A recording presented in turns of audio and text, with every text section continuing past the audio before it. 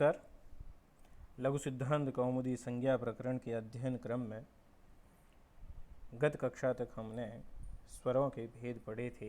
उनमें पहले 3 भेद ह्रस्व, दीर्घ और प्लुत। उनके बाद में इन तीनों के वापिस 2 भेद हम पढ़ चुके हैं, उदात्त, अनुदात्त।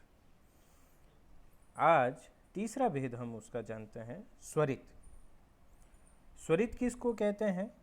तो उसके लिए महर्षि पाणिनि अष्टाध्यायी में लिखते हैं सूत्र। अष्टाध्यायी के पहले अध्याय के दूसरे पाद का 31वां सूत्र है, समाहारः स्वरितः। इसकी वृत्ति सिद्धांत कौमुदी से हमने यहाँ पर ली है, ग्रहण की है। वस्तुतः वरदराजाचार्य ने लघु सिद्धांत में उदात्त, अनुदात्त इत्यादि की वृत्ति नहीं लिखी थी, तो हमने पिछले सूत्रों में भी जो हमने लिया था वो हमने सिद्धांत कौमुदी से ही ली थी ये वृत्ति।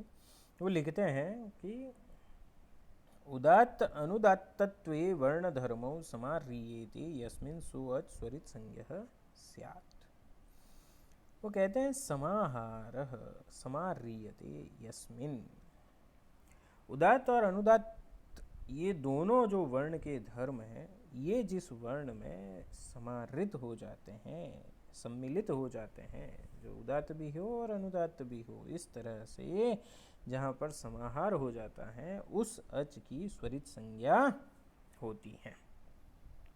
मतलब संक्षेप में हम समझे सीधे तो उदात्त और अनुदात्त दोनों वर्णों के धर्म जिस स्वर में होते हैं उसको हम स्वरित कहते हैं।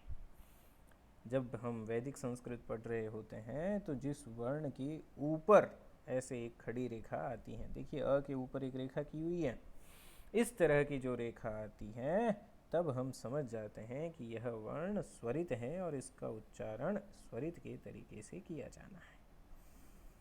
अब इस तरह से हमने पहले जो प्रत्येक स्वर के 3 ह्रस्व, दीर्घ और प्लुत, फिर इन तीनों के पुनः 3 उदात्त, अनुदात्त और स्वरित, इस तरह से तीनों के जब 3-3 भेद पुनः हो जाते हैं तो 9 भेद हमने पढ़े।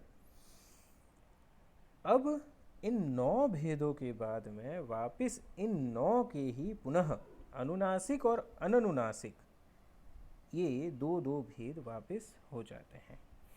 तो ये अनुनासिक किसको कहते हैं, अननुनासिक किसको कहते हैं, इसके बारे में चर्चा हम अपने अगले वीडियो में करेंगे। धन्यवाद।